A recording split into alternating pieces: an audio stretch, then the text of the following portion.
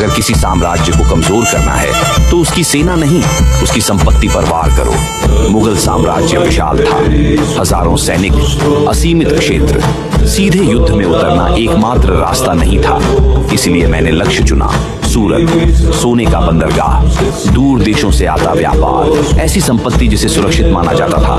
1664 हम चले तेज, अचानक, बिना चेतावनी। जब तक साम्राज्य समझ पाता हम भीतर थे। यह अराजकता नहीं थी, यह योजना थी। धन निकाला गया, आपूर्ति हिली और एक संदेश गया, कोई शहर अछूता नहीं है। उन्हें लगा अब वे तैयार हैं, पर 1670 में हम लौटे, और तेज और सटीक, क्योंकि रणनीति सिर्फ हमला नहीं होती, वह कमजोरी को बार बार साबित करना होती है। साम्राज्य की शक्ति उसकी संपत्ति पर टिकी होती है, और जब संपत्ति हिलती है तो विश्वास भी हिलता है।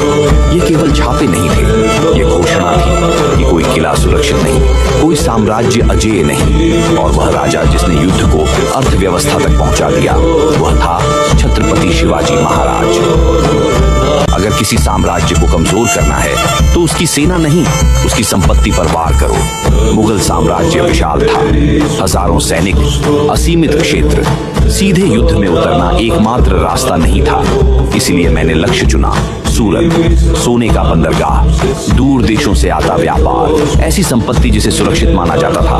1664 हम चले तेज, अचानक, बिना चेतावनी। जब तक साम्राज्य समझ पाता हम भीतर थे। यह अराजकता नहीं थी, यह योजना थी।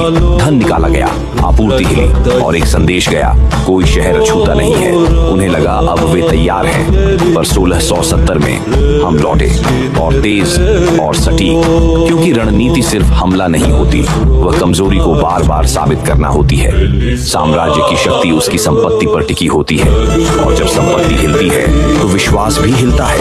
ये केवल छापे नहीं थे, ये घोषणा थी कि कोई किला सुरक्षित नहीं, कोई साम्राज्य अजेय नहीं, और वह राजा जिसने युद्ध को अर्थव्यवस्था तक पहुंचा दिया, वह था छत्रपति शिवाजी महाराज।